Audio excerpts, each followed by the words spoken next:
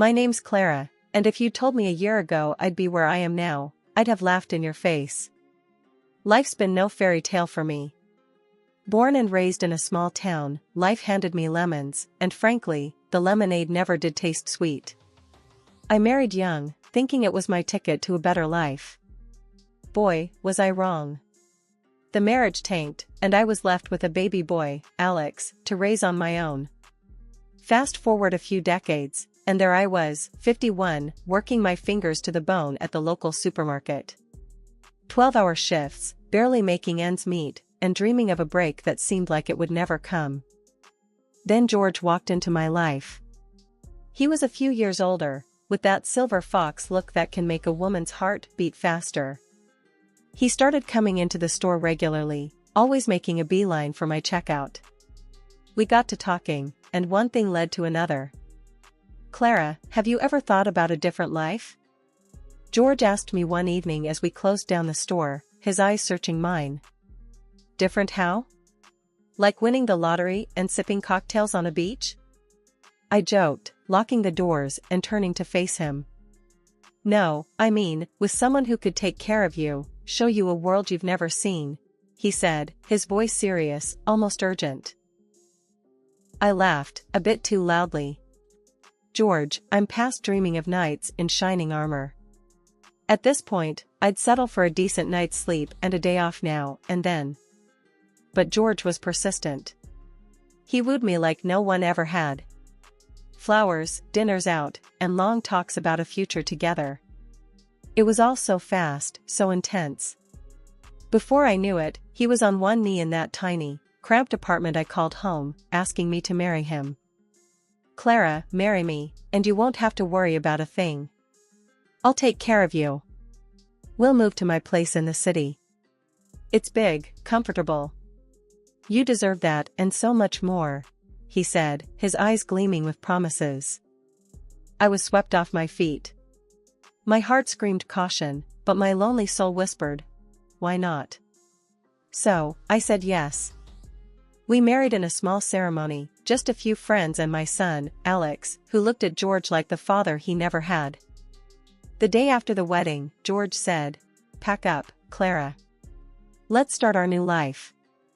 I've got everything planned out." So, I did. I sold my apartment, the only real asset I had, and gave George the money. "For our future," I said, trying to ignore the nagging doubt in my gut. We arrived at his big, comfortable house, and that's when I met the first surprise of my new life. There, in what I thought was our new home, was a man I had never heard of before. He was in a wheelchair, silent, his eyes the only part of him that seemed alive. "Who's this?" I asked, my voice barely above a whisper. George didn't meet my eye. "That's my brother, Carl.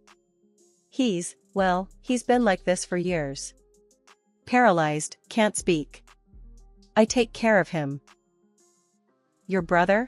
Why didn't you tell me?" I could feel the anger rising, but there was also a deep, sinking feeling of betrayal. "I didn't want to scare you off. And I thought we could take care of him together." "It's not easy, but I've managed so far," George said, his voice taking on a pleading tone. I looked at Carl, then back at George. "You could have told me, George. We're supposed to be partners, remember?" I know. I'm sorry. It's just, I need you, Clara. We can make this work, can't we?"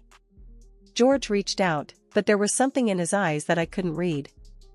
And there I was, standing in a stranger's house, my dreams of a new beginning turning to ash. But I've always been a fighter, never one to back down from a challenge. So, I rolled up my sleeves, ready to face whatever this new life threw at me. Little did I know, this was just the tip of the iceberg. "All right, George. We'll make it work. But no more secrets, okay? We're in this together," I said, trying to sound more confident than I felt. George smiled, relief washing over his face. "Together," he echoed, but even then, I wondered what I had gotten myself into. Settling into George's house was like stepping into an alternate reality, one I hadn't signed up for. The big, comfortable house he boasted about was more like a full-time care facility, minus the staff. And Carl, the brother I hadn't known existed until we walked through the door, was now my responsibility too. The first few days were a blur of trying to figure out how to care for Carl, maintain the house, and adjust to a life I wasn't prepared for. "Alright, George, how do we do this? You gotta show me the ropes here," I said one morning, finding George in the kitchen, nursing a cup of coffee. The sunlight streamed in, casting shadows that seemed too stark for the early hour. George looked up, his eyes weary. "Clara, I know this is a lot. I should have prepared you better. Carl needs constant care, and I've been managing alone, but it's hard." "Managing? You call this managing?" I couldn't keep the edge out of my voice. "You've been hiding this from me. You think I'm just gonna step in and play nurse?" "Clara, please." George's voice was low, pleading. "I need your help. It's just until we figure something out. Carl's condition, it's not easy." I took a deep breath, trying to quell the rising tide of anger and betrayal. "Fine. But you're gonna teach me everything. And I mean everything, George. I'm not a miracle worker." Of course. Thank you, Clara." George seemed genuinely relieved, but it did little to ease my frustration. The following weeks were a crash course in caregiving that I never wanted. George showed me how to lift Carl, change him, and manage his medications. The tasks were daunting, and the responsibility weighed heavily on me. Part of a family I didn't choose, in a life that felt like a trap. As the days turned into weeks, I found myself adapting out of necessity. Carl, despite his condition, was a gentle soul. His eyes spoke volumes, and in them, I saw gratitude and a kind of silent camaraderie. "Hey, Carl, how we doing today?" I'd ask, trying to keep the mood light as I went about my tasks. Carl couldn't respond, but his eyes would follow me, and occasionally, there'd be a flicker of something that looked like a smile. "It's just you and me, buddy," I'd say, half joking, half serious. The dynamic duo. But the strain of caregiving, coupled with the isolation of our situation, started to take its toll. George was around less and less, claiming work demands, leaving me to manage the household and Carl's needs on my own. The days turned into a monotonous cycle of caregiving, housework, and waiting for George to come home. Each evening, I'd watch the driveway, hoping for a sign that things would change, that George would find a way to lighten the load. But as the sunset faded to darkness, I'd be left with the chilling realization that I was on my own in this. "Tomorrow's a new day, Clara," I'd tell myself, clinging to a hope that was as fragile as the silence that filled the house. But with each passing day, that hope dimmed, overshadowed by the reality of my new beginning. The year rolled by like a slow-moving storm, each day blurring into the next. There I was, knee-deep in the endless tasks of caring for Carl, scrubbing floors, and tending to a bunch of pets that seemed to multiply when I wasn't looking. George? He was hardly ever around, always off on some business trip or another. The man was like a ghost, appearing just long enough to remind me he existed before vanishing again. Every month, like clockwork, $3,000 would land in my account. It was supposed to be enough, George said. Enough for what, though? Couldn't even splash out on a new dress for Christmas, let alone anything else. Every penny was accounted for, every expense had to go through George. Felt like I was more of an accountant than a wife. The few times George did show up, it was like having a stranger in the house. We'd dance around each other, making small talk that felt as stiff as the collars on the shirts I ironed for him. "George, this isn't working," I finally said one evening, as he packed his suitcase for the umpteenth time. "Feels like I'm just the help around here." George, always so smooth, just flashed me that salesman smile of his. "Clara, babe, you know how it is. The business needs me. But hey, I'm providing, right? You got everything you need." I snorted, folding my arms. "Everything except a husband." "What's the point, George? You're never here. This house, it doesn't feel like a home." It's just empty. He paused, his smile faltering for a moment. Look, I know it's tough. But it's all gonna pay off, you'll see. Just gotta hang in there a bit longer. Hang in there? I was hanging by a thread. But arguing with George was like talking to a brick wall. So, I let it go, watched him zip up his suitcase and head out the door, leaving me in the silence of the big, empty house. Days turned into nights, and I kept on keeping on. Caring for Carl, who despite everything, was the closest thing to company I had. The pets, at least, didn't care that my conversations were one-sided. They were happy just to be fed and fussed over. But it wore on me, the loneliness, the monotony.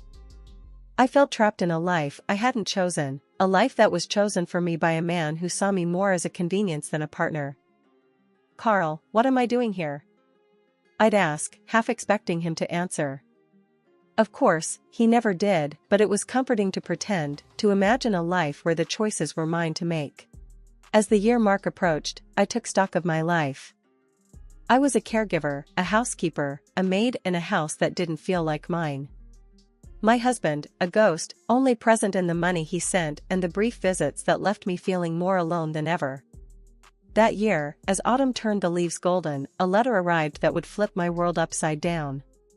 It was addressed to Carl, but with George away, as usual, curiosity got the better of me. The envelope was thick, official-looking. I turned it over in my hands, debating, before slicing it open. Inside, a letter from a lawyer, something about a visit and discussing important matters concerning Carl's estate. Huh. I muttered to myself, glancing over at Carl, who was watching me with those knowing eyes of his. Looks like you've got some fancy lawyer wanting to chat, Carl. Wonder what that's about. For a moment, I considered calling George, but something held me back. Instead, I wheeled Carl closer, reading the letter out loud to him. When I finished, Carl did something he hadn't done in a long time. He moved his hand, weakly gesturing for me to put the letter down and not to call George. You don't want me to call him? I asked, surprised. Carl managed another weak gesture, a confirmation. It was the most communication we'd had in months, and it left me more puzzled than ever. A few days later, the lawyer arrived, a Mr. Thompson, carrying a briefcase and wearing a look of solemn importance. I showed him into the living room, where Carl was already waiting, the letter on his lap. Mrs. Clara Smith, Mr. Thompson began, then paused, checking his notes.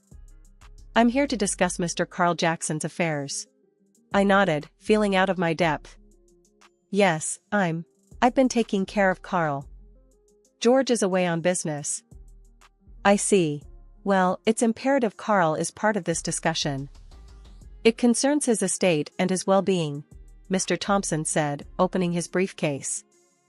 As the lawyer laid out documents, I sat, stunned, as he explained the truth. Carl, it turned out, was the wealthy owner of the house and much more besides.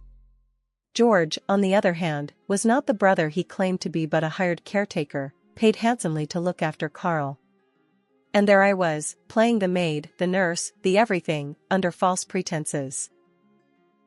Wait, so you're telling me this whole setup? George pretending to be Carl's brother, it's all been a lie? I asked, my voice rising with each word. Indeed, Mrs. Smith. I'm afraid you've been misled. Carl here is my client, and he's been under the care of George, whom we've been paying a significant sum to ensure Carl receives the best care possible. Mr. Thompson explained, not unkindly. And what about me? I've been doing all the work, thinking. My voice trailed off as the anger and betrayal settled in. Does this mean I'm just, what, exactly? Unfortunately, it appears you've been unknowingly drawn into this deception.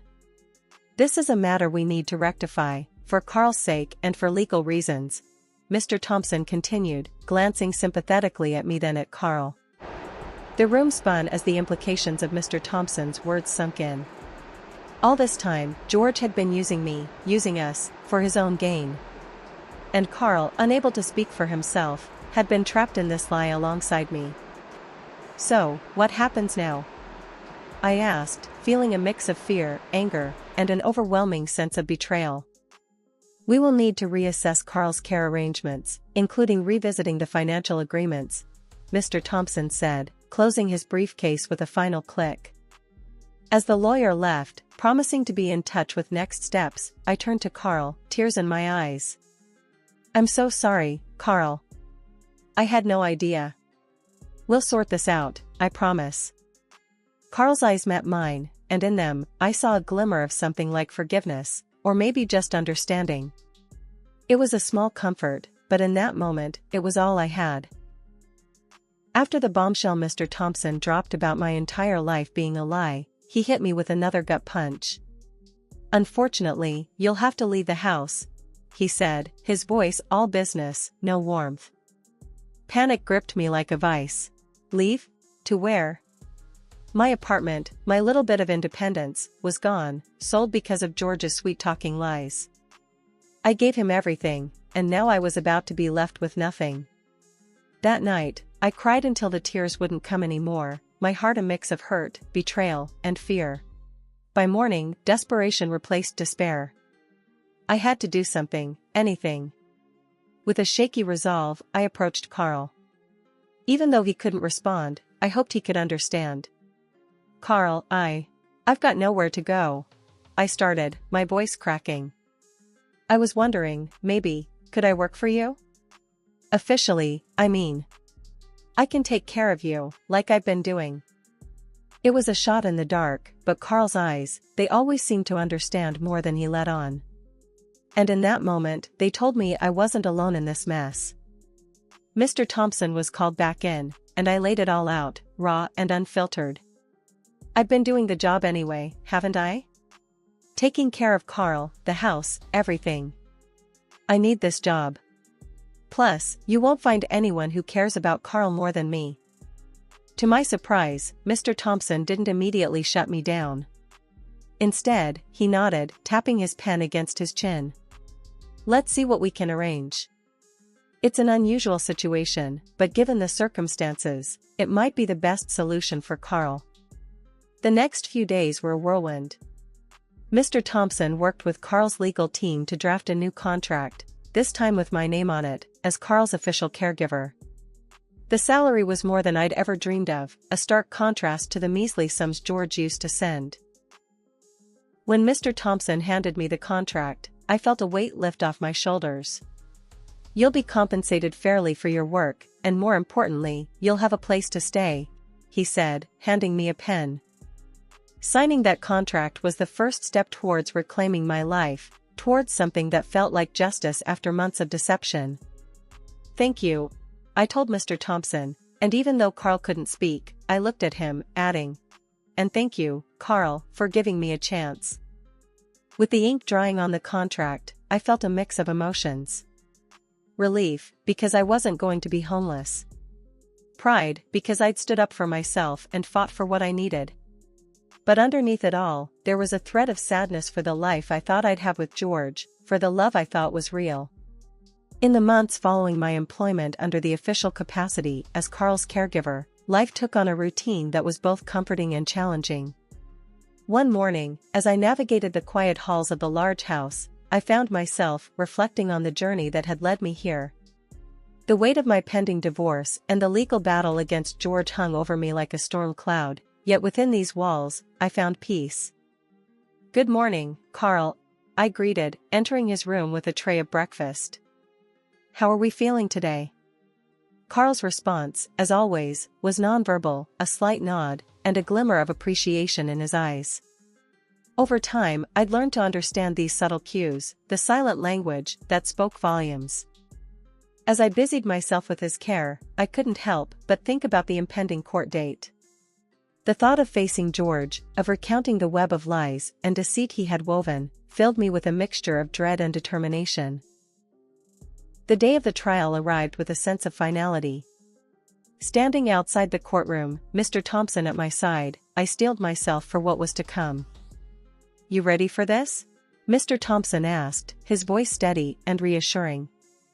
As ready as I'll ever be, I replied, drawing a deep breath. It's time to close this chapter, once and for all. The proceedings were a blur, a mix of legal jargon and cold, hard facts. When it was my turn to testify, I spoke with a clarity and strength I didn't know I possessed. I told the court about George's deception, about the life I was led to believe we would have together, and the reality of my role as an unwitting caretaker. In the end, justice was served. George was convicted of fraud, sentenced to several years behind bars. Walking out of that courtroom, I felt a weight lift off my shoulders, a sense of closure that had long eluded me. Life after the trial settled into a new normal.